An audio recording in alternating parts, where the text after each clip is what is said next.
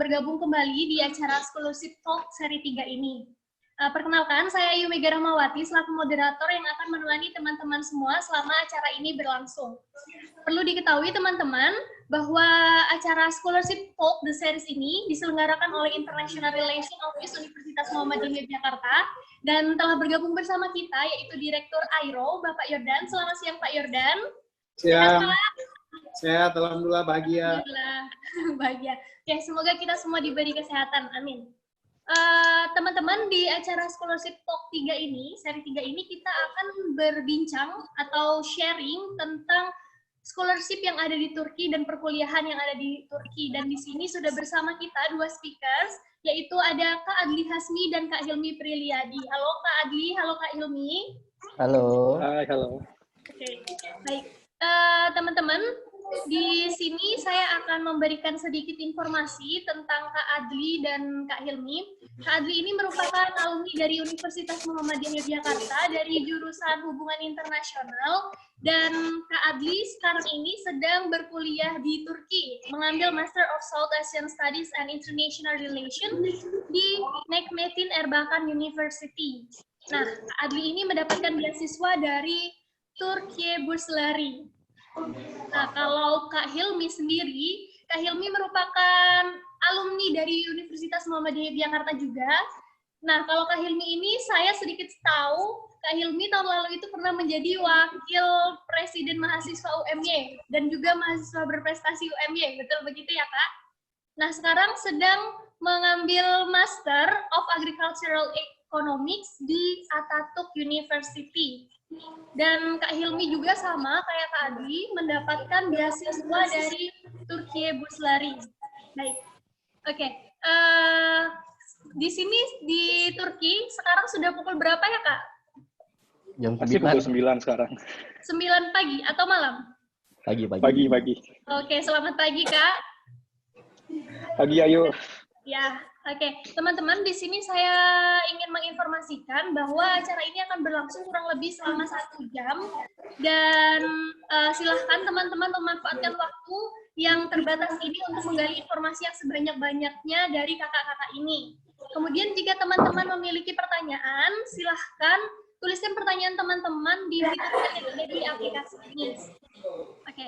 Dan bagi teman-teman, mohon jika tidak berbicara, silahkan di-mute terlebih dahulu mic-nya agar diskusi ini berjalan secara kondusif. Kita langsung saja ke speaker yang pertama, Kak Adli. Halo Kak Adli. Yuk. Oke, Kak Adli, boleh dong Kak Adli share ke kita. Gimana sih Kak rasanya Kakak sekarang berkuliah di Turki di Universitas Kakak tadi dan mendapatkan beasiswa dari Türkiye Burslari ini? Apa aja sih yang Kakak laluin, step-stepnya sampai Kakak bisa dapetin beasiswa ini? 10 sampai 15 menit cukup Kak? Oke, silahkan Kak Adli. Aku mau share screen aja ya. Oke, boleh Kak. Tentang beasiswa ini, Oke. Türkiye Burslari, ya kan? Biar enak gitu kan. Sip. Kelihatan ya? Kelihatan Kak. Oke, yang pertama, beasiswa pemerintah Turki itu beasiswa yang diberikan oleh pemerintah Turki untuk orang selain warga negara Turki. Jadi ini khusus untuk orang-orang luar biasanya gitu. Nah, kenapa program ini tuh udah ada kayak tahun 2012-an khusus untuk negara-negara selain Turki. Jadi kalau di sini orang Turkinya nggak dapatnya bukan beasiswa YTB, beda. Nah, namanya Türkiye Burslari, kalau bahasa Indonesianya beasiswa pemerintah Turki jelas. Nah, untuk teman-teman yang pengen tahu bisa langsung ke webnya di sini, ya kan? Itu dicatat aja turkiyeburslari.gov.tr. Nanti di situ ada pembukaannya, kapan dan sebagainya. Nanti aku jelasin juga. Oke. Karena waktunya mepet, jadi aku jelasin sesimpel mungkin. Apa sih yang didapat dari beasiswa ini? Kan?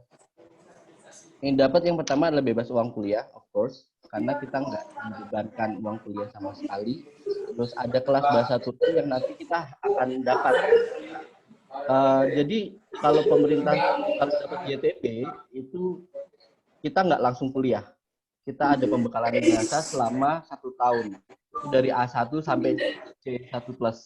Yang artinya apa? Nanti diharapkan, karena banyak kelas di Turki itu menggunakan bahasa Turki ya.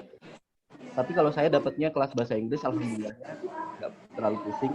Tapi untuk bisa menguasai bahasa Turki itu memang susah. Setelah kelas ini, insya Allah teman-teman bisa berbicara bahasa Turki. Saya juga bisa, alhamdulillah, dikit-dikit. Kalau misalkan nge-guide-in orang kayak Pak Yofdan kemarin, bisa. Terus kemudian ada uang saku bulanan, ada housing, asrama. Kalau awal biasanya asrama dulu. S1 itu, S1, S2, S3 itu asrama dulu. Nanti ada kebijakan baru kemarin adalah kita dapat uang bantuan untuk apartemen, housingnya. Untuk S2 dan S3 khusus. Kalau S1 nggak dapat, dia masih di asrama. Terus tiket pergi pulang Turkish Airlines, jadi direct 12 jam. Oke. Ini adalah jumlah uang saku bulanan yang kita dapat sebenarnya. Terlihat tidak banyak memang, tapi kalau di Turki bisa nabung gitu, karena kita nggak ngeluarin apa-apa lagi gitu kan. Strata 1 900 TL, TL itu apa sih? Turkish lira di singkatnya. Terus strata 2 1100, ini kemarin mengalami peningkatan, kita dulu kemarin cuma dapat 950, kemudian pemerintah Turki meningkatkan, memberi tambahan lagi. Terus strata 3 1600 TL. Tele kalau kita bilangnya ya. Terus apa ya? Nah, untuk masa studi kalau di S2 itu 3 tahun. Kenapa 3 tahun? 1 tahun tuh khusus digunakan untuk kelas bahasa Turki, 2 tahun itu untuk belajar dan tesis. Kayak gitu. Jadi cukup lama lah kita di Turki ini, cukup bisa jalan-jalan kemana-mana dulu. Jadi kalau yang setahun biasanya terlalu mepet karena harus mikir tesis. Kalau kita masih santai kayak 2 semester kita masih kelas gitu kan. Terus untuk yang sudah masuk ke webnya, dilihat di kanan atas itu ada apply atau login. Nah, untuk teman-teman yang pengen apply langsung aja ke sana. Nanti di situ baru teman-teman akan ngisi biodata dan lain sebagainya ya. Banyak sekali, mungkin Mas Hilmi juga ngalamin banyak orang yang nanya gimana sih cara daftar beasiswa. Hal yang sangat klise untuk ditanyakan karena ya buka webnya daftar dulu gitu loh. Gimana cara mendapatkan beasiswa itu juga menjadi pertanyaan yang sering masuk ke DM kita. Biasanya gitu. Nah, untuk itu teman-teman yang mau nanya segala macam, riset dulu, masuk ke webnya dulu. Kalau benar-benar nggak tahu, mentok ada FAQ-nya, baru nanya ke awardi. Banyakan awardi males jawab karena pertanyaannya sangat klise. Bahkan ada orang yang pengen dapat beasiswa, nyuruh kita untuk daftarin. Ada. Temanku pernah dapat. Jadi jangan sampai kayak gitu ya, tolong. Mau dapat beasiswa itu susah. Jadi nggak seenak jidat. Nah, pertanyaan paling banyak adalah, Kak, kalau program ini ada nggak? Kak, kalau studi ini ada nggak? Dicari dulu di field of education-nya di sini. Nanti ada banyak banget. Nah, kalau misalkan nggak ada, ya berarti tidak ada. Itu hal yang jangan ditanyakan lagi gitu. Kak, kok ini nggak ada? Berarti ya nggak ada. Oke. Terus, syarat umumnya apa sih? Bukan warga negara selain Turki. Maksudnya adalah Indonesia. Eligibility-nya tuh ada di situ.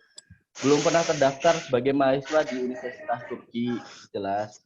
Terus lulusan SMK sederajat S1, S2 sebelum bulan September. Jadi sebelum bulan September harus lulus dulu. Karena apa? Karena kita akan di Turki itu bulan September biasanya. Kelas Tomer itu dimulai bulan September. Agustus kita udah harus bikin visa lah segala macam. Di sini kita harus ngurus kitas kalau di Indonesia kan kartu penduduknya segala macam. Jadi akan lebih ribet setelah lulus malah. Terus ini ada usianya, maksimal untuk S1 ada 21 tahun, S2 30 tahun, S3 35 tahun. Terus indeks prestasi kumulatifnya ada 70% dari nilai dan lain sebagainya, bisa dibaca. Itu berarti apa? Kalau saya bukan tipikal orang yang pintar memang, biasa aja, IPK saya cuma 3,09 di UMJ waktu itu. Terus bagaimana saya dapat beasiswa? akan saya jelaskan nanti, bukan karena IPK bukan satu-satunya yang menentukan seseorang lulus beasiswa ternyata. Bukan hanya IPK. Jadi buat teman-teman yang merasa bahwa aku IPK-nya kok jelek, at least passing grade-nya lewat lah. Kalau misalnya 3,00 ya udah, teman-teman punya IPK 3,1 bisa gitu loh.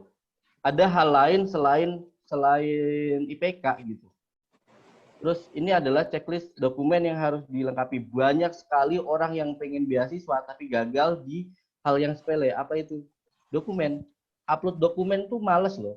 Karena banyak banget yang harus diupload. Dari mulai mengisi biodata, terus kemudian upload foto, sertifikat, segala macam. Ada ijazah, ada sertifikat. Sertifikat ini apa sih? Kalau misalkan teman-teman pernah menang olimpiade, teman-teman pernah mengikuti seminar, apapun itu dimasukin aja. Ya. Jangan, kalau bisa yang bahasa Inggris. Kalau bisa. Terus sertifikat bahasa, TOEFL, IELTS, bahasa Arab bisa. Kalau dulu saya pakai IELTS di 6,5 dimasukin. Terus surat rekomendasi, usahakan ada surat rekomendasi itu orang yang kenal sama teman-teman sendiri gitu loh.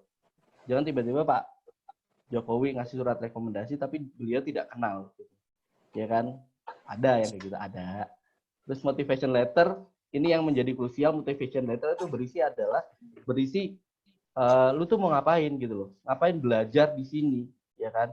Terus apa yang bisa kamu tawarkan kayak gitu. Jadi motivation letter jangan sampai flat, jangan sampai orang baca males gitu. Harus ada narasi. Nah, itu butuh waktu sekitar 2 mingguan kalau aku bikin. Nah, kalau zamanku 2017 dulu itu motivation letter yang aku bikin 350-an kata, ternyata di sistem itu hanya 150 karakter. Jadi harus compile lagi 150 karakter. Itu agak susah. Paspor scan dan foto jangan lupa harus sesuai. Jangan malas-malas. Kalau nggak ada paspor gimana Pak? Ada KTP. Di situ ada kok KTP. Yang penting ada identity. Nanti baru ada paspor diurus setelah lulus. Terus tahapan seleksinya ini kalau aku lihat di webnya, karena aku 2017 udah lama banget. Itu mereka akan terima pembukaan tuh sebentar banget. Cuma 1 bulan lebih dikit. Jadi bulan Januari sampai Februari itu bukaan. Disitulah teman-teman harus ngisi semuanya. Jangan sampai persiapannya mendadak. Ya, jadi kalau aku dulu persiapannya itu bulan November, akhir-akhir Desember gitu, supaya Januari dan Februari itu tinggal ngisi, tinggal upload aja gitu. Nah di akhir-akhir tinggal submit. Nah susahnya adalah kalau misalkan kita tiba-tiba masukin dokumen terus males karena banyak banget yang harus diisi, ribet banget. Tapi yang namanya beasiswa orang mau ngasih kamu kesempatan, dapat duit lah segala macam, kan nggak seenak jidat. Aku mau dapat beasiswa dong, kasih aku, kan nggak gitu sistemnya gitu loh. Ya kayak minta sama orang tua kan. Kita harus bersaing dengan ribuan orang di seluruh dunia gitu loh. Terus ada interview biasanya tanggal 30 Juni. Kalau dulu 2017 itu bulan Mei. Tanggal 12 Mei kalau nggak salah. Itu nanti ada emailnya. Dokumen itu nggak semerta-merta semuanya lolos kok. Pasti ada juga yang nggak lolos. Interview juga sama. Dan interview ini unik. Kenapa? Dulu aku interview hanya 14 menit. Sedangkan ada yang cuma 5 menit, ada yang cuma 10 menit, ada yang lebih lama, ada yang setengah jam. Tergantung bagaimana interviewernya. Tanggal 15 Juli itu penerimaan, nanti ada emailnya, ada 2 kali email. Yang pertama adalah penerimaan, bahwa kamu memang lolos di YTB, terus kemudian ada email lagi, nggak berapa lama, semingguan itu yang mengatakan kamu lolos di kota mana. Nanti di situ ada ketika tahapan mengisi, itu kamu akan disuruh mengisi 12 universitas. Yang milihin dari 12 universitas ini, yang milih nanti dari YTB-nya, kamu akan lolos di kota mana. Aku alhamdulillahnya lolos di Konya, di Najmuddin University 2017 kemarin. Jadi kita nggak bisa milih. Jadi itu main-main strategi. Ada yang universitas yang besar, ada yang biasa aja. Jadi nanti tinggal gimana YTB asesmennya melihat dari apa yang telah kamu isi kayak gitu. Kalau ditolak pasti diomongin ditolak karena teman kita ada juga yang ditolak kok. apa ya namanya, jangan patah hati aja sih sebenarnya. Kenapa jangan patah hati? Karena teman kita ada juga yang ditolak YTB, keterima di Belanda. So yang namanya beasiswa itu kayak jodoh istilahnya. Kita nggak tahu mana yang akan berjodoh sama kita. Bisa jadi kita gagal LPDP ke Belanda, kita bisa gagal di Belanda, kita dapat di Turki, kita nggak tahu. Terus interview tips yang ini yang pernah aku lakukan, jadi pengalaman pribadi aja sih. Yang pertama adalah riset kenapa harus belajar di Turki. Kalau aku kan di HI, aku ingin belajar tentang security issues di Turki karena dia dekat dengan Suriah. Terus kemudian hal-hal yang berbau keHI-an, yang berbau security itu sangat dekat di sini gitu. Terus riset kenapa kamu harus lanjut studi. Jangan sampai kamu lanjut studi hanya karena kamu nggak ada kerjaan. Soalnya teman saya ada yang nanya, aku mau dapat beasiswa, waktu ditanya, kamu kenapa mau dapat beasiswa? Aku pengen jalan-jalan ke luar negeri. Jangan sampai kayak gitu. Ya jalan-jalan itu ada lah nanti gitu loh. Tapi nggak harus dicantumkan di situ gitu loh. Kenapa kamu butuh banget sama lanjut studi? Apakah ini akan mengubah hidup kamu? Apakah kamu punya impact yang besar nantinya? Harus ada yang ditonjolkan. Be confident itu penting. Klise, ya. Tapi gini loh, ada orang yang outstanding sekali pencapaiannya, keren banget.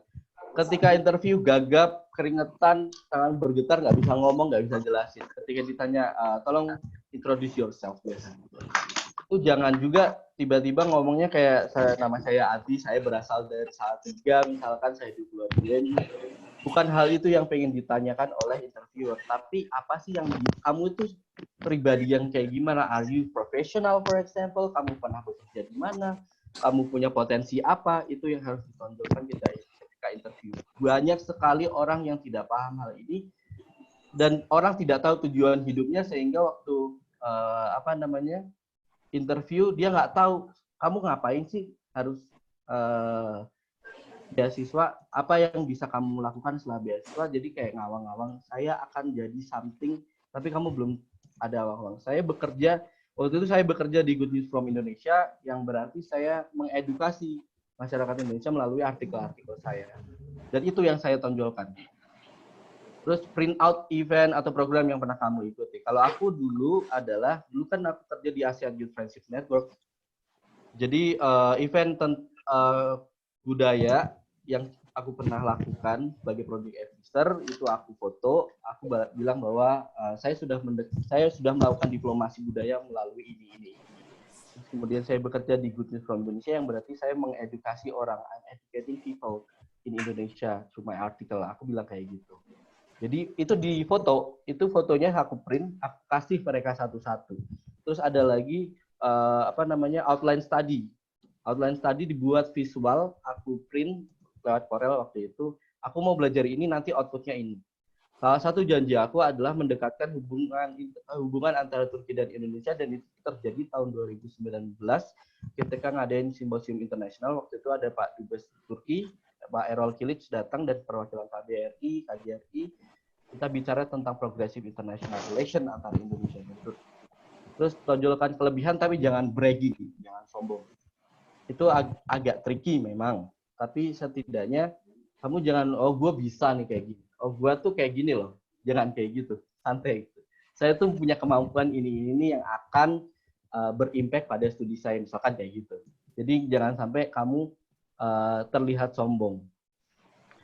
Terus tunjukkan potensi kamu ke depannya. Potensi kamu tuh apa? Kamu tuh apakah kamu orang yang ulet? Apa yang pernah kamu lakukan itu penting gitu loh. Misalkan kamu researcher, saya pernah riset segala macam gitu. Itu penting. Ya, potensi yang kamu punya harus kamu gali dulu, baru kamu bisa outlining what you can do in the future gitu loh. Kalau aku tetap akan kembali sebagai educator melalui artikel karena itu janji saya kepada YTB gitu loh. Terus itu sedikit tips dan tentang pemerintah beasiswa Turki dan bagaimana sih rasanya kuliah di luar negeri. At first dulu ada Mas Citoh, alumni UMY juga yang kuliah di Birmingham, dia bilang bahwa perjuangan setelah dapat beasiswa itu lebih berat ketimbang ketika ingin mendapatkan beasiswa. Jadi ketika mendaftar mungkin berat, tapi setelahnya itu jauh lebih berat. Kenapa? Kamu akan menghadapi yang namanya shock culture, kamu akan menghadapi homesick, cara belajar yang berbeda. Kalau di UMY waktu itu aku jujur orang yang males banget untuk belajar, jadi aku jarang baca buku, aku biasanya diskusi aja gitu. Ketika di Turki S2, satu kelas aku harus baca satu buku untuk didiskusikan. Kalau misalkan nggak nangkep, nggak bisa kita diskusi, dan itu dosennya paham. Berbeda sama Mas Hilmi yang nantinya nggak tahu, mungkin bahasa Turki, kelas bahasa Inggris lebih mudah dan itu tidak terlalu banyak effort, kecuali membaca memang. Kalau kelas bahasa Turki, itu tantangannya adalah memahami bagaimana dosen berbicara cepat. Sama halnya orang Malaysia yang datang ke Indonesia, walaupun tahu bahasa Indonesia, tapi ketika dosennya berbicara sangat cepat, menjelaskan tentang sesuatu, kita juga agak-agak zonk gitu, agak paham. Bayangkan mahasiswa Indonesia tuh kayak gimana ketika belajar dengan bahasa Turki, terutama di teknik. Kalau di sosial itu lebih mudah karena logiknya berjalan, kemudian ada jurnal-jurnal yang lebih mudah untuk dipahami dengan bahasa Inggris. Tapi memang ngomongnya kadang nggak terlalu cepat, itu yang jadi masalah. Nah, kenapa kamu harus mencoba untuk beasiswa pemerintah Turki? Karena gue nggak tahu ya, kalau di Konya ini kayak Jogja sih, jadi enak aja gitu loh. Terus sistemnya sistem Uni Eropa. Terus yang paling penting kenapa kamu harus kuliah di luar negeri adalah untuk memperluas horizon. Kayak cara pandang kamu akan berbeda ketika kamu kuliah di Indonesia dan Turki. Bukan berarti di Indonesia jelek, tapi ada satu sudut pandang baru. Kayak misalkan kalau kita bicara soal penanganan COVID-19 di Turki dan di Indonesia, itu akan sangat berbeda karena di sini tuh ketika presiden bilang A, semuanya harus ikut. Kayak 2 hari yang lalu tiba-tiba ada kebijakan untuk tidak keluar rumah selama 2 hari, walaupun itu menjadi chaos, tapi semuanya harus mengikuti sehingga jalanan sangat-sangat.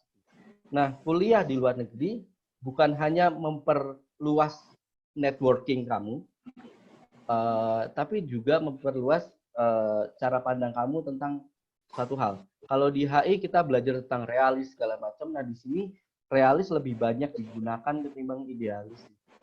Actor as the main state, terus kemudian isu-isu Suriah yang perang segala macam, karena dekat ya, kita berbatasan gitu. Jadi kita tahu apa yang terjadi di perbatasan Turki dan Suriah gitu. Atau juga yang lain adalah dosennya juga beberapa memang sangat bagus. Kayak dosen supervisor aku, dia sangat detail ketika nanganin tesis. Kayak Pak Yordan mungkin, tapi lebih kejam. Karena beliau, sumpah, karena memang kejam. Dari mulai framework dan lain sebagainya itu sangat dikritisi. Beliau adalah lulusan dari University of Sheffield di UK dan juga research untuk Uni Eropa, makanya alhamdulillahnya dapat dosen yang concern juga dengan security, walaupun susah. Nah, teman-teman yang ingin kuliah di luar negeri, ada satu hal yang ingin aku sampaikan, bahwa satu, beasiswa itu bukan berarti kamu senang-senang, karena ada tanggung jawab. Di Tomer, ketika kamu gagal 3 kali, kan kita naik level ya, A1, B1, A1, A2, B1, B2. Gagal 3 kali, beasiswa kamu dipotong. Gagal 5 kali, kamu pulang ke Indonesia. Ada beban yang berat kalau kamu gagal di sini. Termasuk IPK kamu turun bisa juga di-cut. Ada aturan-aturan yang harus dijalani. Nah, teman-teman yang pengen beasiswa harus disiapkan juga mentalnya. Jangan seolah-olah gue pengen jalan-jalan doang, gue pengen ngerasain salju doang. Itu hal yang pasti akan didapatkan kalau ke Turki. Tapi bagaimana kamu bisa bertahan di Turki, di luar negeri, dimanapun itu yang susah, karena banyak orang yang mundur. Jujur aja, ada orang yang mundur dari beasiswa, walaupun enaknya beasiswa Turki adalah dia tidak ada nggak ada punishment gitu loh, tidak ada denda. Jadi kalau misalkan mau berhenti ya udah berhenti aja, ada ya. Jadi itu tentang satu dunia. Kalau nanti Mas Hilmi akan lebih bicara pada hal teknis, karena beliau teknik ya, kalau saya kan sosial. Jadi untuk teman-teman yang ingin beasiswa, aku summary lagi adalah kalau misalkan teman-teman IPK-nya nggak terlalu bagus, at least passing grade-nya lolos. Kemudian perbanyak pengalaman, volunteering lah segala macam, supaya nanti ketika interview kamu bisa bercerita kamu mau ngapain. Itu juga salah satu daya jual teman-teman. Jadi nggak cuma, aduh IPK aku jelek, ya IPK aku cuma 3,09 gitu. Ya kan? Terus kemudian dokumen jangan sampai lupa. Ada checklist yang harus dilakukan. Kemudian interview be outstanding. Jangan hanya ngomong, tapi buatlah visual, di print semuanya kayak gitu. Foto lah, artikel yang terbuka. Aku itu aja sih. Oke, terima kasih Kak. Teman-teman semua, saya ingin mengingatkan kembali untuk selain speaker, mute dulu karena menjaga kekondusifan dari diskusi kita. Dan juga teman-teman yang mempunyai pertanyaan silakan tuliskan pertanyaan teman-teman di chat. Oke, lanjut kita ke speaker yang kedua, ke Kak Hilmi. Kak Hilmi mungkin bisa share sedikit ke teman-teman yang ada di sini bahwa gimana sih caranya kakak itu mendapatkan beasiswa dari yang tadi itu Turki Burslari, dan juga kesulitan apa sih yang mungkin dihadapi oleh oleh Kak Hilmi dan Kak Adli juga. Nah, sebelumnya juga saya mau mengucapkan selamat datang kepada teman-teman, karena di sini kita tidak hanya kehadiran dari teman-teman UMY, tetapi juga teman-teman dari kampus di Kalimantan, Sumatera, atau mungkin Sulawesi. Selamat datang teman-teman, dan sekarang saya persilahkan Kak Hilmi, silahkan 10-15 menit Kak Hilmi. Terima kasih. Ya, baik. Makasih, Ayu. Assalamualaikum warahmatullahi wabarakatuh pada teman-teman semuanya. Tadi Mas Adli udah sedikit banyak bahas tentang hal-hal teknis berkaitan dengan latar belakang, kemudian bagaimana proses seleksi, dan sekilas tentang bagaimana kehidupan di Turki sebelum datang ke Turki dan setelah kehidupan di Turki itu dimulai. Nah, saya mau melengkapi juga hal-hal yang berbeda. Jadi di Turki itu, teman-teman, sebagai informasi, sistem pendidikan yang ada di Turki menggunakan sistem transfer dan akumulasi kredit Eropa, atau dalam bahasa Inggrisnya itu ECTS Credit, European Credit and Transfer System, yang udah diterapin sejak tahun 2001 sebagai bagian dari proses Bologna. Nah, di Turki Burslari, teman-teman bisa disediakan sebanyak 129 universitas negeri dari total 206 universitas yang ada di Turki, dan sisanya itu ada 77 universitas swasta. Nah, tahun kemarin Turki Burslari sudah menerima beasiswa itu ada 5.000 orang penerima beasiswa dari seluruh dunia. Nah, jumlah mahasiswa universitas dalam pendidikan formal dan pendidikan jarak jauh di Turki itu secara keseluruhan ada 7,5 juta. Jadi, terus teman-teman, kenapa Turki Burslari atau Turki Burslari? Dari pengalaman-pengalaman yang sudah saya alami di sini, Turki Burslari itu pengalaman yang baik dan ngasih program beasiswa yang unik dan komprehensif. Kenapa unik? Pertama, yang bikin beasiswa Turki itu unik adalah ia nggak cuma mencakup dukungan keuangan, tetapi juga nyediain penempatan universitas bagi para mahasiswa di semua tingkat pendidikan tinggi, mulai dari pendidikan S1 sampai dengan S3. Nah, program beasiswa itu menawarkan di 50 universitas top dan paling bergengsi di Turki, dan menyediakan khusus bahasa Turki. Di sini bahasanya istilahnya itu TOMER selama 1 tahun pertama.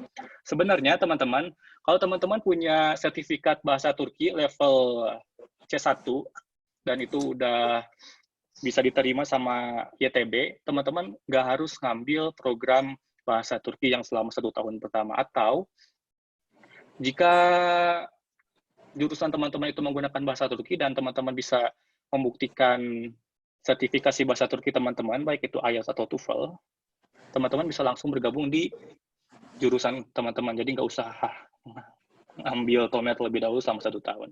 Nah, kemudian beasiswa Turki juga memberikan bantuan dalam semua layanan dan prosedur yang diperlukan supaya siswa internasional itu merasa betah di Turki, termasuk menyediakan asrama.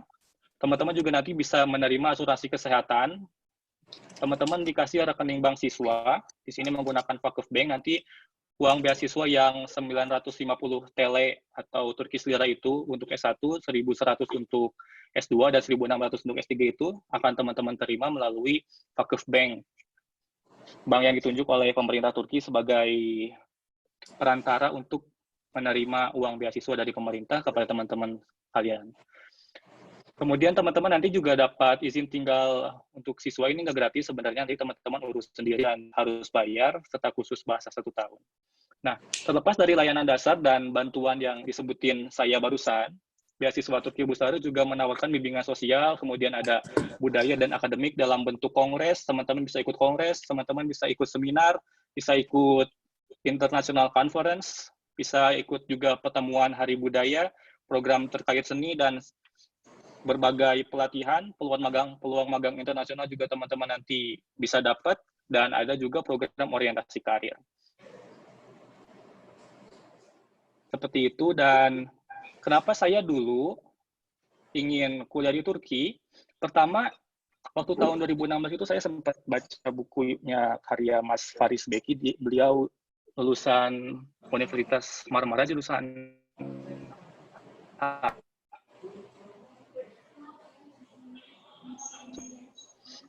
beliau ceritain berbagai pengalaman hidupnya beliau selama kuliah S3 di Turki itu, dan saya menilai Turki, ya ini negara yang cantik, kemudian dengan berbagai akulturasi budaya, karena di sini kan berbatasan antara Eropa dan Asia, ada sebagian wilayah Istanbul itu termasuk di wilayah Eropa juga, dan berbagai jurnal-jurnal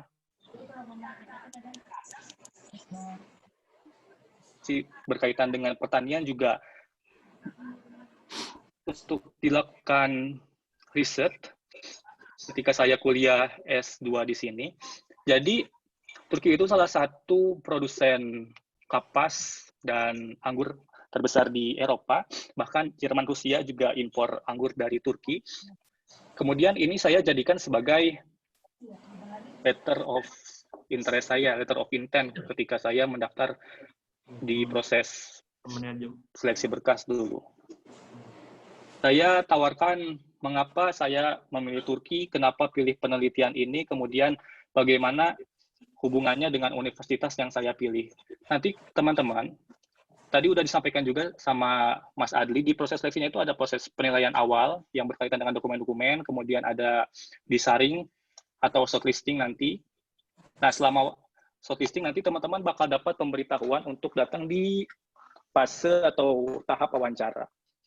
Di tahap wawancara itu sangat dinamis. Saya sarankan nanti ketika teman-teman lolos di proses wawancara, nanti juga dikasih tahu tempatnya di mana dan pukul berapa teman-teman harus datang. Saran saya, 1 hari atau 2 hari sebelum hari wawancara, teman-teman harus tahu bagaimana tempatnya, di mana lokasinya, dan di hari wawancara itu teman-teman datang 1 jam atau 2 jam sebelum jadwal teman-teman dipanggil. Misal saya dulu dapat jadwal itu jam 5 sore, tapi saya datang jam 3. Nah, ternyata saya dipanggil itu sebelum jam 5, karena beberapa orang itu proses wawancaranya ada yang cepat, beberapa lagi ada yang cuma sebentar. Yang sebelum saya, dia wawancara sekitar 20-25 menit, cukup lama, saya juga bosan nunggunya. Tapi waktu saya wawancara itu hanya 7 menit. Ternyata teman saya yang di luar itu ngitung berapa menit saya ngobrol selama wawancara di dalam ruangan.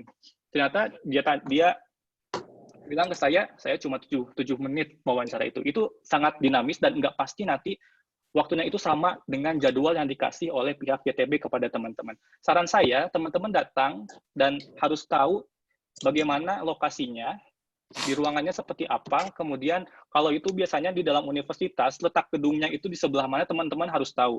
Itu akan ngaruh ke kesiapan dan psikologi teman-teman nanti ketika menghadapi wawancara. Kemudian, ketika di dalam ruangan, benar yang tadi disampaikan sama Mas Adli juga, mereka itu nggak perlu tahu nama kalian, latar belakang pendidikan kalian, karena itu udah kalian kasih tahu sebelumnya ketika proses pendaftaran. Tapi kalian harus jelasin bagaimana sih secara personal diri kalian itu seperti apa. Apakah teman-teman termasuk orang yang cepat beradaptasi, punya mental yang bagus, bagaimana kesiapan teman-teman untuk kuliah di Turki. Jadi teman-teman di sana bisa branding, tapi juga jangan kelihatan sombong, karena itu bakal jadi bumerang buat teman-teman. Tips juga nanti ketika wawancara, teman-teman bisa bikin mind map tentang apa tujuan teman-teman ketika kuliah di Turki, bagaimana untuk mencapai tujuan tersebut, apa saja langkah-langkahnya, kemudian output-nya apa yang bisa didapat atau manfaat apa yang bisa didapat oleh teman-teman, oleh pihak Turki, dan bagaimana sih nanti ketika teman-teman sudah lulus, apakah teman-teman bisa memberikan relasi yang lebih bagus antara teman-teman secara personal dengan Turki atau antara Indonesia dengan Turki, seperti itu. Nah, dulu ketika wawancara, saya bikin mind map tentang bagaimana riset tesis yang akan saya buat, kemudian diperlihatkan kepada interviewer. Saya jelaskan juga di situ, teman-teman bisa bikin hal yang sama. Kemudian, kalau teman-teman punya produk, pernah bikin sesuatu, misal saya dulu pernah bikin satu produk pupuk, itu buat menjaga kestabilan nutrisi tanaman, itu teman-teman bisa bawa. Bawa aja nggak apa-apa. Sebagai sampel, tunjukin kepada mereka ini produk yang pernah saya bikin. Seperti itu. Soalnya, ketika saya jelasin dulu, saya pernah bikin produk ini, kemudian mereka minta, kamu bawa nggak produk itu? Atau teman-teman bisa nunjukin fotonya, ini loh produk yang pernah itu seperti ini, manfaatnya seperti apa. Dan apa teman-teman itu bikin produk itu bisa menambah nilai positif teman-teman semua. Nah, terus ketika wawancara, ketika pas masuk di pintu ruangan, teman-teman jangan gugup, langsung aja salamin aja semua. Bilang salam, salamin, nanti teman-teman juga bakal dipersilakan duduk di situ. Pokoknya bikin asik aja. Terus nanti yang ngelengkapin yang dibilang sama Mas Adli juga, di bagian akhir wawancara, nanti teman-teman bakal dikasih kesempatan buat bertanya kepada mereka. Siapin juga pertanyaan. Pertanyaannya, terserah teman-teman. Yang berkaitan dengan YTB juga boleh. Saya saranin juga pertanyaannya yang berkaitan dengan YTB. Dulu saya menanyakan, karena selama proses wawancara itu udah sepanjang banget, tegang. Jadi terkesan ya kurang enjoyable. Saya tuh nanya kepada mereka, karena saya nggak tahu nama mereka, saya nanyain nama mereka itu siapa. Waktu dikasih kesempatan bertanya, saya cuma nanya, nama bapak-bapak itu siapa, udah selesai. Begitu teman-teman. Nah, selanjutnya,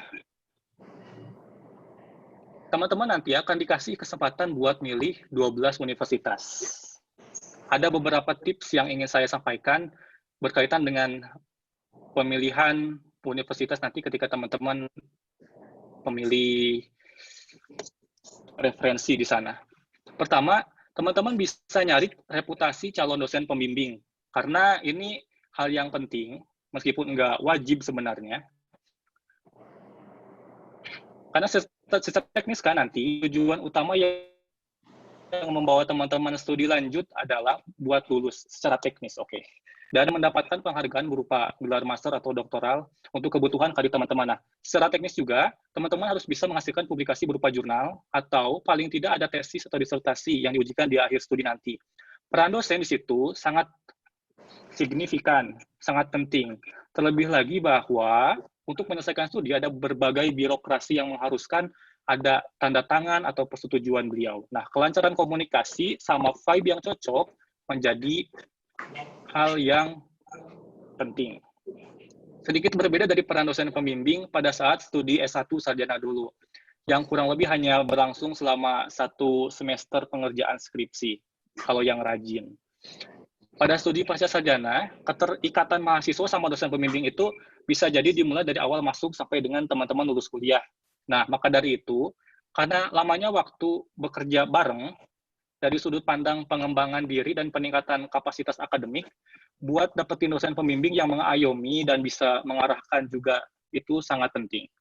Nah, dosen pembimbing akan jadi orang teratas yang opini dan sarannya sangat berpengaruh terhadap personal development teman-teman. Beliau akan kasih dukungan mental selama bertahun-tahun studi. Selain itu, secara akademis, punya dosen pembimbing yang mau mengawasi kinerja teman-teman dengan kesungguhan hati dan bisa memberi cukup waktu untuk mengkritik riset, kita juga sangat penting. Terlebih lagi jika riset kita membutuhkan jejaring dan sumber daya yang beliau miliki. Terus gimana taunya tentang dosen pembimbing itu? Teman-teman bisa cek melalui YouTube, teman-teman bisa cari itu, kemudian nggak ada cara yang 100% akurat jikalau kita memang tidak kenal secara personal dengan beliau. Namun ada beberapa usaha yang bisa dicoba juga. Pertama, cek profil beliau secara online. Biasanya, website universitas ngasih profil beliau, namanya siapa, kemudian websitenya apa, alamat emailnya juga apa, di sana juga disediakan di website universitas. Nah, selain itu, selain biodata, teman-teman juga bisa dapat tentang pengalaman riset dan pekerjaan serta proyek riset yang beliau tekuni di sana. Nggak jarang juga dari beliau yang juga punya website pribadi, jadi hal tersebut juga bisa jadi referensi teman-teman untuk mengetahui beliau itu orangnya yang seperti apa sih. Bisa juga cek di YouTube, tadi saya udah bilang. Siapa tahu ada beberapa keynote atau media yang pernah meliput beliau. Jika memungkinkan, cari tahu juga ada nggak sih mahasiswa Indonesia yang sekarang lagi bimbingan atau pernah jadi anak bimbingan beliau. Dari situ kita bisa tahu secara langsung bagaimana kepribadian beliau juga. Itu lebih dekat, lebih private. Nah, selain itu, coba lihat antusiasme beliau terhadap riset yang kita tawarkan saat korespondensi pertama lewat email. Teman-teman bisa hubungin beliau lewat email dulu.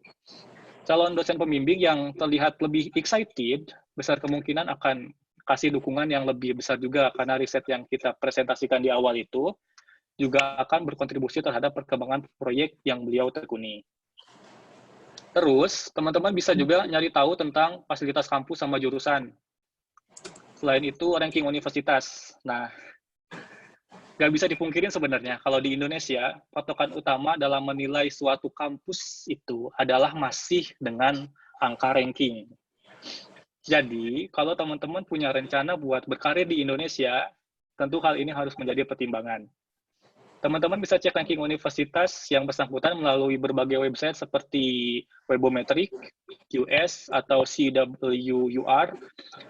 Pada dasarnya, kalau universitas yang punya dosen-dosen yang reputasinya tinggi dan fasilitas yang lengkap, besar kemungkinan rankingnya juga akan tinggi. Saran saya, teman-teman cari ranking universitas yang top 1000, yang 1000 teratas di dunia. Tapi teman-teman, ada tapinya. Banyak juga perguruan tinggi yang reputasinya itu udah sangat bagus, tapi punya ranking yang rendah. Nah, biasanya perguruan tinggi tersebut adalah institusi akademik yang didirikan dalam bentuk graduate school, yang cuma terima mahasiswa pasca sarjana. Universitas-universitas itu biasanya memiliki mahasiswa yang jumlahnya lebih sedikit karena perguruan tingginya emang menyediakan jurusan atau prodi yang spesifik terhadap satu bidang tertentu aja. Yang mana itu bisa berdampak pada angka pemeringkatan secara rankingnya nanti. Terus, negara atau kota di mana teman-teman nanti akan tinggal. Saya itu dapat informasi juga kalau di YTB, pemilihan universitas yang di kota Izmir, terus Istanbul, sama Ankara itu dibatasi. Cuma beberapa doang. Teman-teman bisa pilih di sana, karena di sana juga sebenarnya tempat yang banyak mahasiswanya, dan universitas top Turki kebanyakan juga berpusat di sana.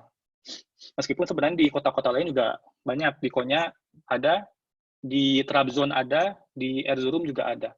Tapi yang menjadi saran saya, teman-teman pilih universitas itu berdasarkan jurusan teman-teman yang inginkan. Misal saya mau jurusan agribisnis nih, kemudian teman cari tahu universitas mana di Turki yang punya jurusan agribisnis yang bagus. Teman-teman bisa riset di situ. Bisa cari tahu. Jadi nggak cuma pemeringkatan secara universitas, tapi cari tahu juga jurusan teman-teman yang pengen itu, yang bagusnya ada di universitas mana. Itu bisa bervariasi nanti. Karena kemudian negara atau kota di mana teman-teman akan tinggal nanti, tentukan kita nggak 24 jam selamanya di kampus, besar juga porsi hidup kita akan dihabiskan di apartemen, di asrama, atau spot-spot lain di kota tempat kita tinggal selama bertahun-tahun kuliah nanti. Salah satu hal terpenting yang bisa teman-teman pertimbangkan adalah biaya hidup di kota tersebut. Ini penting juga biaya hidupnya, karena biaya hidupnya tiap kota nggak sama. Terlebih, kalau teman-teman mempertimbangkan untuk melanjutkan studi di kota-kota metropolitan, yang biaya hostingnya itu luar biasa tinggi. Banyak sekali kasus mahasiswa mengalami beban mental karena kesulitan keuangan, karena biaya hidup yang tinggi, tapi pembiayaannya itu cukup terbatas. Hal ini tentu berdampak banget pada studi dan riset teman-teman. Selain itu, teman-teman bisa cek ketersediaan komunitas sesama orang Indonesia dan komunitas keagamaan jika diperlukan. Selama studi, teman-teman secara sosial tetap perlu merasa terhubung dengan orang lain dan paling nyambung dengan teman-teman dengan berbagai kesamaan dari segi bahasa, kultur, dan nilai. Misal, teman-teman bisa cek apakah kota tersebut dinaungi oleh Perhimpunan Pelajar Indonesia atau PPI, atau ada nggak sih masjid-masjid yang dekat buat sholat Jumat, seperti itu misalnya. Di samping itu juga teman-teman yang suka traveling dan jalan-jalan juga bisa dikit-dikit nyari tahu spot-spot menarik buat dikunjungi ketika senggang. Mungkin itu dari saya, Mbak Ayu. Terima kasih. Terima kasih Kak Hilmi, terima kasih Kak Adli. Nah, sekarang sudah banyak sekali nih pertanyaan yang masuk, sepertinya sangat menarik berdiskusi tentang beasiswa yang ada di Turki ini. Mungkin dari beberapa pertanyaan sudah terjawab. Nah, sekarang saya akan mewakili beberapa pertanyaan yang sama. Di sini banyak yang menanyakan apakah jurusan yang diambil untuk kuliah S2 ini atau S3 harus linear dengan jurusan yang diambil selama S1. Nah, kemudian juga apakah ada prioritas jurusan yang diberikan oleh Turki Buslare ini? Kemudian juga di sini ada yang mempertanyakan apakah universitasnya ini nanti akan dipilihkan dari pihak pemberi beasiswa ataukah kita bisa memilih universitas itu sendiri. Silahkan dijawab terlebih dahulu, Kak Adli mungkin. Silahkan Kak Adli. Aku jawab yang mana nih? Mungkin yang pertama harus linear nggak sama jurusan yang S1 kemarin. Kemarin dulu kayaknya nggak harus linear dulu, tapi kemarin baru dapat kabar bahwa diprioritaskan yang linear, yang untuk dari S1 ke S2. Linear tuh sama HI ke HI misalkan kayak gitu. Tapi karena ada perubahan ini, jadi banyak orang juga yang berpikir ulang kayak gitu untuk misalkan aku dari HI ke komunikasi, tapi mostly memang diutamakan yang linear dulu kayak gitu. Untuk kalau kemarin aku dapat dengan kabar dari teman-teman yang baru tahun 2018-2019 yang masuk, bahwa mereka ngomong juga ternyata sekarang diprioritaskan yang linear. Dulu enggak, dulu bisa kok lintas ini apa namanya jurusan kayak gitu. Oke. Kalau prioritas jurusannya sendiri, misalkan dari pemberi beasiswa ini, dari Turki Burslar ini, untuk tahun ini memprioritaskan untuk jurusan ekonomi, atau mungkin jurusan hukum, jurusan pertanian, itu ada tidak?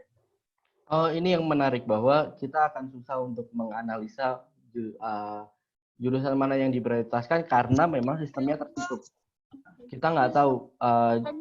Setahu saya, semuanya tuh punya kuota yang hampir sama, jadi nggak terlalu beda gitu antara teknik, sosial, dan kedokteran kayak gitu. Cuman memang yang kedokteran memang passing grade-nya jauh lebih tinggi karena di sini kuliahnya juga gila-gilaan sih. Teman saya ada yang kuliah kedokteran, dia hampir kalau ada kumpul PPI gitu dia nggak pernah ikut karena setiap minggu harus ujian gitu. Mungkin dari Kak Hilmi ada tambahan? Pertama untuk yang jurusan linear. Ya benar.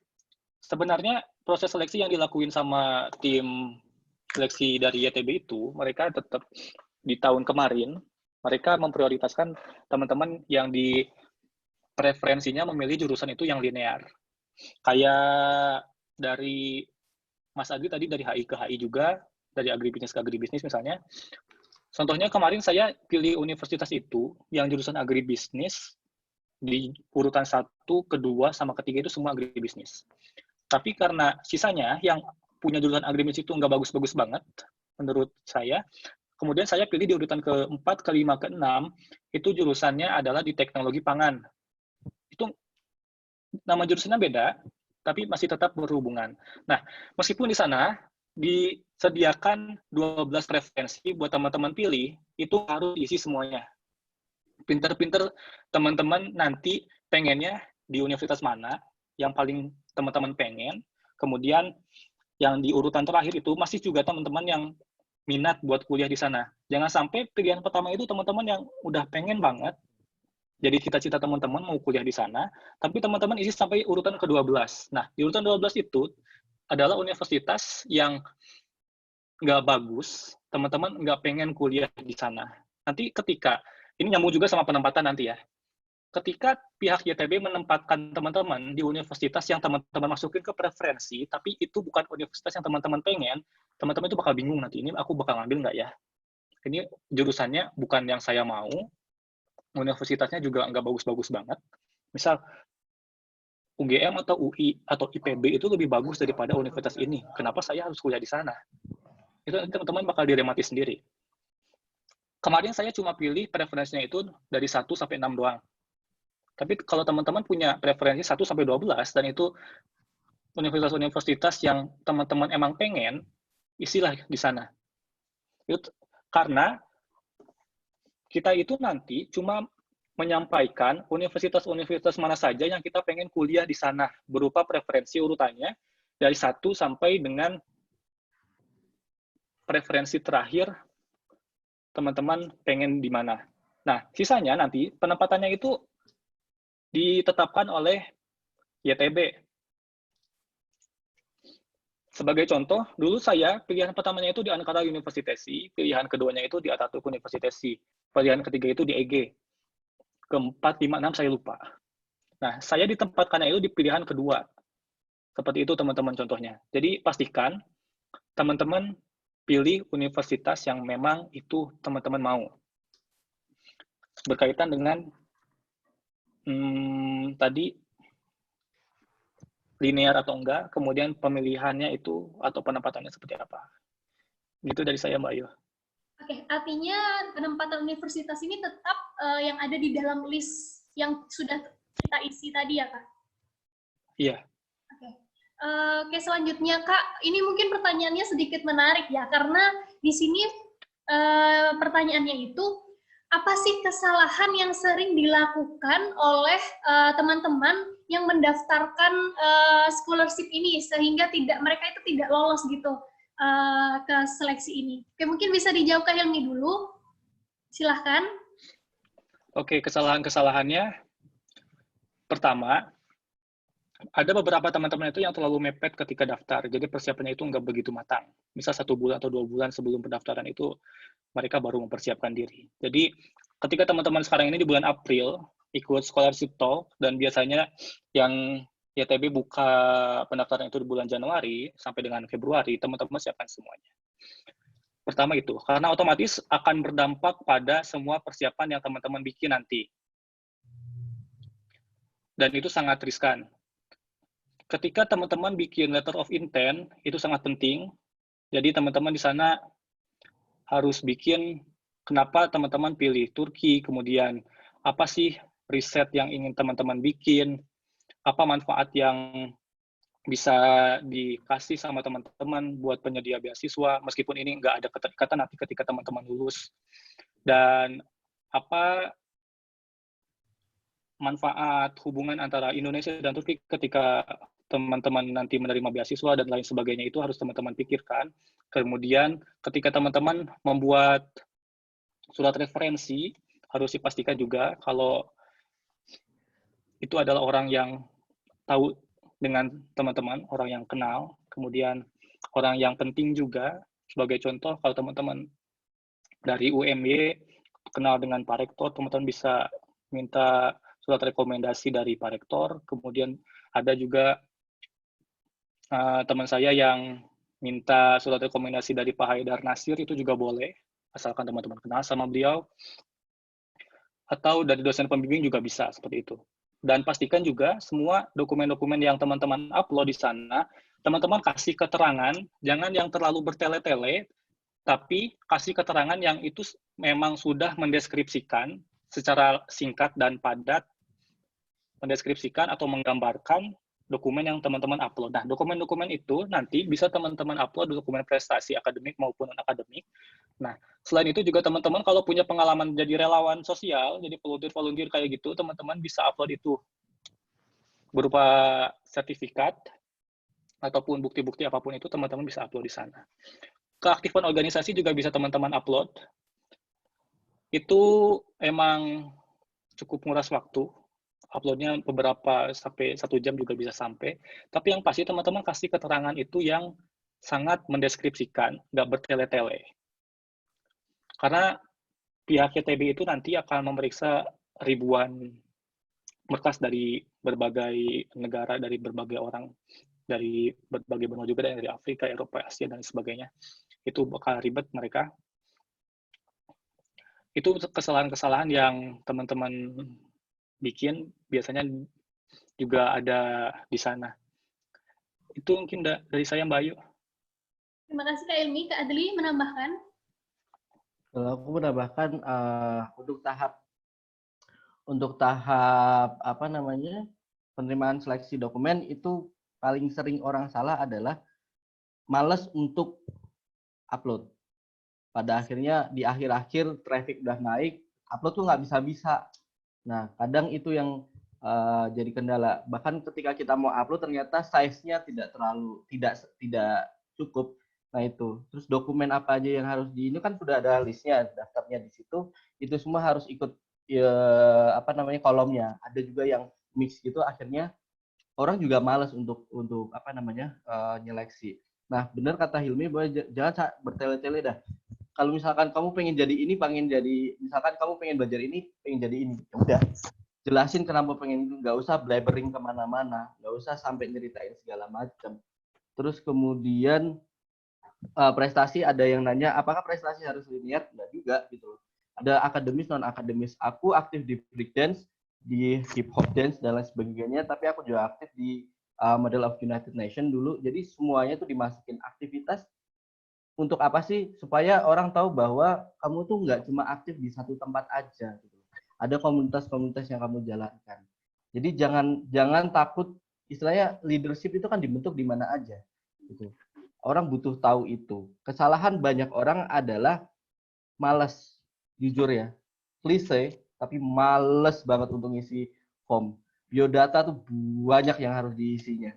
Ada 10 kolom kan kalau nggak salah itu di aplikasi. Itu orang males. Nah, gimana mensiasatinya gitu? Nyicil. Ada 1 bulan itu dicicil. Yang penting dulu deh, letter of intent, surat rekomendasi, itu kan kamu harus bolak-balik. Kalau aku dulu ke supervisor kan. Jadi nyicil sistemnya. Jangan sampai kamu semuanya 1 hari H-3 berak gitu. Jangan submit H-3. Submit kan ini klik submit ya di akhir. Jangan sampai H-3, seminggu, H-2 minggu deh, biar trafficnya aman gitu. Terus kenapa orang gagal? Bisa jadi beasiswa itu bukan jodoh kamu. Sesimpel itu sih. Ketika udah wawancaranya keren, terus merasa bahwa I'm doing my best, tapi kamu gagal di situ, ya beasiswanya mungkin di tempat lain gitu. Aku gagal juga banyak beasiswa gitu. Jadi jangan patah semangat. Kak Adli, terima kasih. 1 pertanyaan lagi ya, karena waktunya sudah hampir habis. Di sini ada yang bertanya, di beberapa beasiswa Turki yang saya temukan, ada persyaratan membuat esai. Nah, seperti apa sih esai yang dimaksud itu, dan ada nggak nih tips dari Kak Hilmi, dari Kak Adli, bagaimana sih cara menyusun esai yang baik untuk apply beasiswa ini sehingga memudahkan agar diterima atau lolos seleksi beasiswa ini. Terima kasih. Silahkan Kak Adli dulu. Gue dulu ya. Oke. Untuk esai, sebenarnya tidak ada yang namanya pattern baku untuk bikin esai yang bagus, karena banyak banget orang yang esainya berbeda tapi lolos gitu kan. Tapi ada pattern yang bisa dipakai. Yang pertama adalah perkenalan diri dulu. Tapi perkenalan diri ini jangan nama saya seperti anak SD memperkenalkan diri gitu loh. Bisa bilang as a professional, for example, as a journalist, for example. Terus kamu memperhatikan bahwa Turki ini memiliki apa ya istilahnya benefit yang bagus ketika saya belajar di sana. Saya ingin belajar apa? Misalkan saya ingin belajar HI untuk apa? Dan apa yang pernah saya lakukan di sisi di sisi ketika saya S1 waktu itu, saya sebagai S1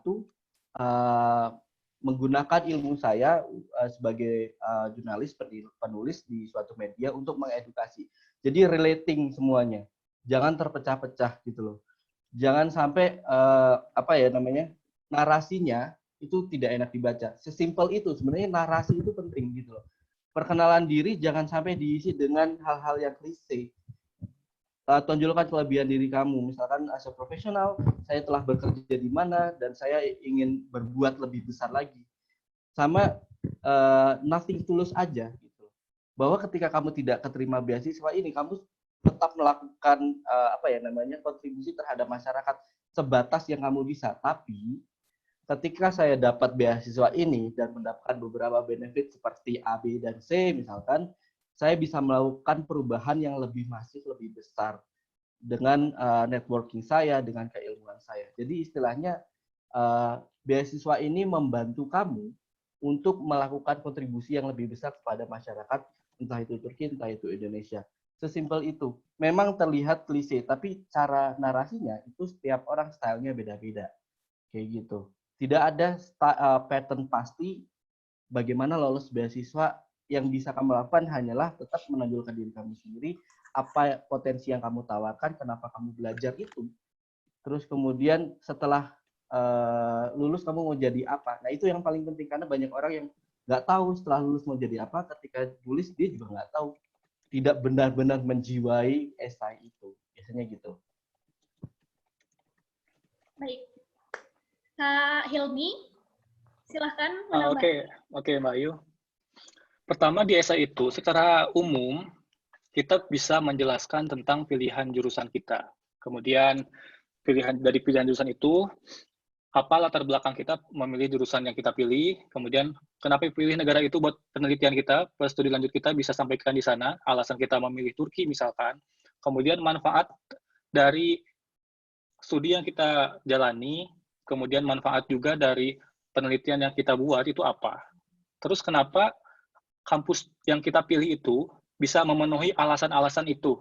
Misal saya memilih Atatürk University Tesi, itu bisa memenuhi tujuan-tujuan saya dalam pelaksanaan tesis, tujuan saya ketika ingin punya pengalaman magang internasional, misalkan seperti itu, dan lain sebagainya. Dan itu bisa menunjang karir saya ketika sudah lulus, itu bisa teman-teman tambahkan di sana. Biar tambah menarik juga, cari topik penelitian yang bisa kasih manfaat buat Turki, sesuai sama bidang yang kita ambil. Latar belakangnya apa, kemudian impact-nya juga apa nanti, dan setelah itu teman-teman bisa sampaikan di sana juga, setelah lulus itu mau jadi apa. Di esai saya dulu saya bikin, ketika sudah lulus saya pengen jadi dosen, seperti itu. Kemudian kenapa saya pengen jadi dosen? Saya punya penelitian, punya pengalaman penelitian, punya pengalaman ikut konferensi internasional, kemudian pernah punya pengalaman sebagai asisten dosen dan sebagainya, itu juga disampaikan di sana. Buat teman-teman yang mau daftar S2 atau S3 juga bisa disampaikan di sana pengalaman penelitiannya itu seperti apa dan hasilnya seperti apa. Kalau punya penelitian hibah, misal teman-teman punya pengalaman PKM seperti itu, PKM penelitian khususnya, bisa teman-teman sampaikan di sana. Atau pernah ikut di konferensi internasional, punya publikasi internasional juga, beberapa teman-teman bisa cantumkan di sana, itu sangat menarik. Impact-nya apa nanti ketika lulus, dan ketika di paragraf-paragraf awal, di latar belakang, itu dibikin menarik, nggak gombal-gombal banget, tapi harus bikin si pembaca itu tertarik buat melanjutkan baca esai teman-teman. Seperti itu. Bagaimana caranya teman-teman bisa lihat contoh-contoh esai yang sudah ada di upload sama teman-teman awardee, bisa teman-teman cari di sana. Teman-teman juga bisa minta sama kenalan yang awardee beasiswa, mau di Turki mau di Belanda, Australia, dan negara lain, teman-teman bisa minta ke mereka, baik teman, kakak tingkat, dan lain sebagainya. Minta tips juga sama mereka secara lebih rinci juga bisa. Tapi secara umum, teman-teman bisa sampaikan yang sudah saya bilang tadi, tentang pengalaman penelitiannya apa, tujuan hidup teman-teman apa, manfaatnya apa ketika sudah lulus, dan sebagainya. Seperti itu, Mbak Ayu. Oke, terima kasih Kak Adli dan Kak Hilmi telah meluangkan waktunya untuk sharing ke teman-teman gimana cara mendapatkan beasiswa dan sekarang perkuliahan yang ada di Turki sampai juga biaya hidupnya juga tadi. Terima kasih juga kepada teman-teman yang telah bergabung dan mohon maaf jika pertanyaan dari teman-teman ini tidak semuanya disampaikan, tapi mungkin dalam penjelasan Kak Hilmi dan Kak Adli tadi sudah menjawab pertanyaan dari teman-teman semua. Kuncinya tadi yang saya simpulkan yaitu ketika teman-teman ingin mendaftarkan beasiswa, maka teman-teman itu harus yakin terlebih dahulu jurusan apa yang akan diambil dan bagaimana ke depannya, apakah apa yang akan dilakukan teman-teman ke depannya setelah mendapatkan beasiswa ini, bahkan setelah lulus, dan kontribusi teman-teman kepada masyarakat itu seperti apa. Dan juga teman-teman mungkin bisa bertanya ya untuk lebih lanjutnya kepada Kak Adli, Kak Hilmi. Boleh ditanyakan gitu Kak Adli, Kak Hilmi, oke. Tapi ingat kata Kak Adli tadi ya teman-teman, silakan mencari tahu, silakan mencari informasi terlebih dahulu. Setelah itu baru ditanyakan ke Kak Adli dan Kak Hilmi, karena semua informasi itu sudah ada di web yang tadi telah disampaikan Kak Adli pada awal. Oke. Terima kasih, dan sebelumnya saya mengingatkan lagi bahwa scholarship talk ini tidak hanya sampai seri 3, tapi kedepannya masih ada di hari Jumat tanggal 17 April jam 1 jam 2 bisa dilihat di screen. Itu nanti di scholarship talk seri 4 akan membahas beasiswa yang ada di Netherlands dan akan diisi oleh Kak Andika Putra dan Kak Siti Widya Stuti.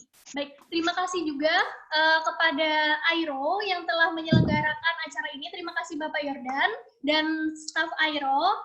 Baik, terima kasih juga sekali lagi ke Kak Adli dan Kak Ismi, Kak Hilmi. Oke, sekian dari saya. Terima kasih, mohon maaf. Wassalamualaikum warahmatullahi wabarakatuh. Sampai bertemu di selanjutnya. Dadah, terima kasih Pak. Terima kasih Ayu. Baik, terima kasih Kak. Ini outnya gimana nih?